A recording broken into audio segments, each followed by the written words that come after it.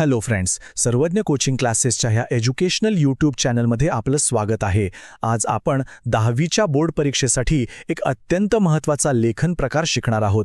तो म्हणजे विनंतीपत्र, ज्याला आपण रिक्वेस्ट लेटर म्हणतो. परीक्षेत ह्या प्रकारात पैकीच्या पैकी गुण कसे मिळवायचे याचा एक सोपा आराखडा आपण आज समजून घेणार आहोत. जर आपण चॅनलवर नवीन असाल तर सबस्क्राईब करायला विसरू नका. चला, आपण एक प्रसंग डोळ्यासमोर आणूया. समजा आपल्या शाळेत जागतिक पर्यावरण दिन साजरा करायचा आहे आणि त्यासाठी शाळेच्या परिसरात मस्तपैकी वृक्षारोपण करायचं आहे. पण रोपं कुठून आणणार? असं समजूया की हिरवाई ट्रस्ट नावाची एक संस्था आहे जी मोफत रोपं देते.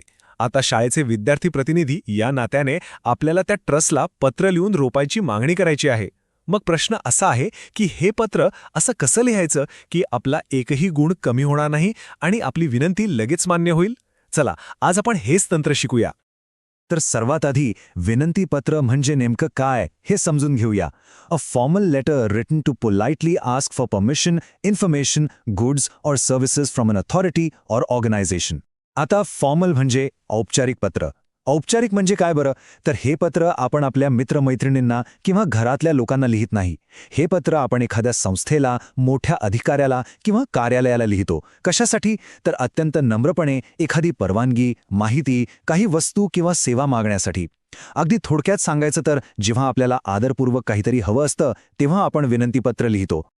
आता हे लक्षात घ्या की पत्र लिहिण्याचा उद्देश फक्त काहीतरी मागणं नाहीये. आपलं ध्येय आहे की आपली विनंती, आपली रिक्वेस्ट इतकी स्पष्ट आणि आदरपूर्वक मांडली पाहिजे की समोरून आपल्याला पॉझिटिव्ह रिस्पॉन्स म्हणजे सकारात्मक प्रतिसादच मिळाला पाहिजे. आपली मागणी मान्य झाली पाहिजे, हाच आपला खरा उद्देश आहे. आणि म्हणूनच आपली भाषा आणि पत्राची मांडणी ही व्यावसायिक म्हणजे प्रोफेशनल आणि नम्र असणं खूप गरजेचं आहे. तर मग एक परिपूर्ण विनंतीपत्र लिहिण्यासाठी आपल्याला एक पक्का आराखडा म्हणजे एक ब्लूप्रिंट फॉलो करावा लागतो. जसं घर बांधताना ब्लूप्रिंट लागतो तसंच पत्र लिहितानाही एक ठरलेली रचना असते. यात मुख्य 5 भाग आहेत. पहिला, प्रेषक आणि दिनांक म्हणजे पत्र कोण पाठवतंय आणि तारीख. दुसरा, प्रती म्हणजे पत्र कोणाला पाठवायचंय. तिसरा, विषय म्हणजे पत्राचा उद्देश फक्त एका ओळीत. चौथा, मुख्य मजकूर जो आपल्या पत्राचा आत्मा आहे. आणि पाचवा, समारोप म्हणजे पत्राचा शेवट. चला तर मग आता एक एक भाग सविस्तरपणे पाहूया. चला, पहिला टप्पा बघूया, प्रेषक आणि दिनांक. प्रेषक म्हणजे पत्र पाठवणारी व्यक्ती. इथे आपल्याला आपलं नाव, आपला हुद्दा म्हणजे आपलं पद किंवा ओळख आणि पत्ता लिहायचा असतो. उदाहरणार्थ, सार्थक पाटील, त्याच्या खाली त्याचा हुद्दा, विद्यार्थी प्रतिनिधी आणि मग शाळेचं नाव व पत्ता, स्वामी दयानंद शाळा, पुणे. आणि त्याच्या अगदी खाली सर्वात महत्त्वाची गोष्ट, दिनांक. जसे इथे लिहिलंय, दिनांक 5 जून 2022. ही सुरुवात अगदी व्यवस्थित आणि अचूक असली पाहिजे. इथे एक अत्यंत महत्त्वाची गोष्ट लक्षात ठेवायची आहे, ती म्हणजे दिनांक लिहिण्याची पद्धत. बरेच विद्यार्थी इथे हमखास चूक करतात. औपचारिक पत्रामध्ये दिनांक लिहिताना तो नेहमी अंक आणि अक्षरात एकत्र लिहायचा. जसं की 5 जून 2022, 05/2006/2022 किंवा 5/6/22 अशा पद्धतीने लिहिलेला दिनांक चुकीचा मानला जातो आणि तुमचे गुण तिथेच कापले जाऊ शकतात. त्यामुळे ही बरोबर पद्धत नेहमी लक्षात ठेवा. पहिला भाग झाला. आता दुसरा भाग, प्रती म्हणजेच रिसिपिएंट म्हणजे आपण ज्यांना पत्र पाठवत आहोत त्यांचा पत्ता. प्रती लिहिल्यानंतर एक स्वल्पविराम म्हणजे कॉमा द्यायचा. त्यानंतर ज्या व्यक्तीला पत्र लिहायचं आहे त्यांचा हुद्दा लिहावा लागतो, जसे की माननीय संचालक. त्यानंतर त्या संस्थेचे नाव आणि पूर्ण पत्ता, हिरवाई ट्रस्ट, बाळ उद्यान मार्ग, तळेगाव, दाभाडे. आणि पत्ता पूर्ण झाल्यावर शेवटी पूर्णविराम द्यायला अजिबात विसरायचं नाही. प्रती लिहिताना ह्या 4 गोष्टी पक्क्या लक्षात ठेवा. 1. प्रतीनंतर नेहमी स्वल्पविराम. 2. व्यक्तीला त्यांच्या हुद्द्याने संबोधित करा, जसं की माननीय संचालक.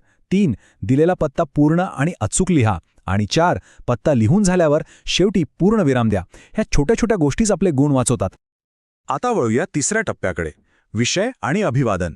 विषय हा तुमच्या पत्राचा आरसा असतो बरं का.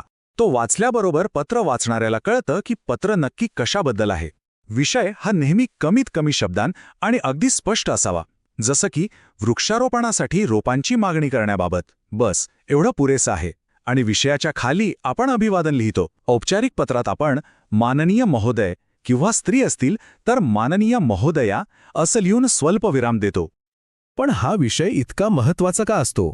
कधी विचार केलाय का? अहो, मोठ्या संस्थांमध्ये संचालकांकडे रोज शेकडो पत्र येत असतील. त्यांच्याकडे प्रत्येक पत्र पूर्ण वाचायला वेळ नसतो. ते आधी फक्त विषय वाचतात आणि ठरवतात की पत्र किती महत्वाचं आहे आणि ते कोणाकडे पाठवायचं. तुमचा विषय जर स्पष्ट असेल तर तुमचं पत्र योग्य व्यक्तीपर्यंत लवकर पोचतं आणि त्यावर लगेच कार्यवाही होते. म्हणून विषय लिहिताना चूक करायची नाही. आता आपण पत्राच्या हृदयाकडे म्हणजेच सर्वात महत्त्वाच्या भागाकडे आलो आहोत. तो म्हणजे मुख्य मजकूर. तुमची मागणी, तुमचं म्हणणं, तुम्हाला जे काही सांगायचं आहे ते सगळं इथेच मांडायचं असतं. हा मजकूर लिहिताना अजिबात गोंधळून जायचं नाही. आपण तो अगदी सोप्या 3 परिच्छेदांमध्ये विभागणार आहोत. हा आहे आपला 3 पॅरेग्राफ फॉर्म्युला. यशाची गुरुकिल्लीच म्हणा. पहिल्या परिच्छेदामध्ये स्वतःची ओळख करून द्यायची आणि कोणत्या संदर्भात पत्र लिहित आहात ते सांगायचं. उदाहरणार्थ, मी स्वामी दयानंद शाळेचा विद्यार्थी प्रतिनिधी असून जागतिक पर्यावरण दिनानिमित्त पत्र लिहित आहे. दुसरा परिच्छेद, इथे तुमची मुख्य मागणी स्पष्टपणे मांडायची. आम्हाला शाळेच्या आवारात वृक्षारोपणासाठी आपल्या ट्रस्टकडून रोपांची आवश्यकता आहे. आणि तिसऱ्या परिच्छेदामध्ये आभार मानायचे आणि एक सकारात्मक अपेक्षा व्यक्त करायची. आपण आमच्या विनंतीचा नक्की विचार कराल अशी अपेक्षा आहे. बघा, आहे की नाही सोपं? आपल्या दुसऱ्या परिच्छेदामध्ये मागणी करताना आपण तिला अजून प्रभावी बनवू शकतो. उदाहरणार्थ, फक्त आम्हाला रोपे हवी आहेत असं लिहिण्याऐवजी आपल्या ट्रस्टचा झाडे लावा झाडे जगवा हा उपक्रम खूप प्रेरणादायी आहे आणि तोच उपक्रम आम्ही आमच्या शाळेत राबवू इच्छितो असं वाक्य लिहिल्यास त्याचा खूप चांगला प्रभाव पडतो. यातून तुमचा उद्देश किती प्रामाणिक आहे हे दिसून येतं. जर तुम्हाला ही शिकवण्याची पद्धत आवडत असेल तर ह्या व्हिडिओला नक्की लाईक करा आणि आपल्या मित्रांसोबत शेअर करा.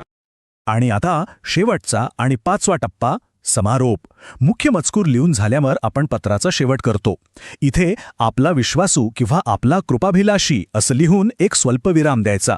त्याच्या खाली पत्र लिहिणाऱ्याचं पूर्ण नाव म्हणजे सार्थक पाटील आणि नावाच्या खाली कंसात आपला हुद्दा लिहायचा म्हणजे विद्यार्थी प्रतिनिधी. इथे आपलं पत्र सगळ्या नियमानुसार पूर्ण होतं. चला तर मग आपण जे काही शिकलो ते एकत्र करून पाहूया. हे आहे आपलं संपूर्ण विनंतीपत्र. बघा, वरती प्रेषकाचा पत्ता आणि दिनांक, त्यानंतर प्रतीमध्ये ज्यांना पत्र पाठवायचं त्यांचा पत्ता, मग सुटसुटीत विषय, माननीय महोदय हे अभिवादन, त्यानंतर 3 परिच्छेदांत विभागलेला तो आपला मुख्य मजकूर आणि शेवटी योग्य समारोप. हा आराखडा तुम्ही लक्षात ठेवलात तर परीक्षेत तुमचं पत्र कधीच चुकणार नाही ही माझी खात्री आहे. आता काही सामान्य चुका पाहूया ज्या आपल्याला टाळायच्या आहेत. पहिली चूक, विषय लिहायला विसरणे. दुसरी, अरेतुरेची किंवा अनौपचारिक भाषेचा वापर करणे. हे अजिबात चालणार नाही. तिसरी, दिनांक चुकीच्या फॉर्मॅटमध्ये लिहिणे जे आपण आधीच बघितलं. चौथी, प्रेषक किंवा प्रती यापैकी कोणाचा तरी पत्ता अपूर्ण लिहिणे. आणि 5वी, सर्वात मोठी चूक, मुख्य मजकूर खूप मोठा आणि विस्कळीत लिहिणे. या चुका टाळल्यात की तुमचे गुण कोणीही कापू शकणार नाही. आणि हे सगळं करणं इतकं महत्त्वाचं का आहे? कारण आपल्या 10वीच्या बोर्ड परीक्षेमध्ये उपयोजित लेखन या विभागात पत्रलेखनासाठी तब्बल 6 गुण असतात. हे 6 गुण मिळवणं अजिबात अवघड नाही. फक्त आपल्याला योग्य फॉर्मॅट आणि योग्य पद्धत माहिती असायला हवी. एकही चूक न करता आपण हे गुण सहज मिळवू शकतो. हे आपले हक्काचे गुण आहेत. तर आता आपल्याकडे एक परिपूर्ण विनंतीपत्र लिहिण्याचा पक्का आराखडा आहे. मला खात्री आहे की आता आपण स्वतःचं एक उत्तम पत्र लिहायला पूर्णपणे तयार आहात. आज शिकवलेल्या सगळ्या गोष्टी लक्षात ठेवा आणि भरपूर सराव करा. तुम्हाला परीक्षेत नक्कीच उत्तम गुण मिळतील.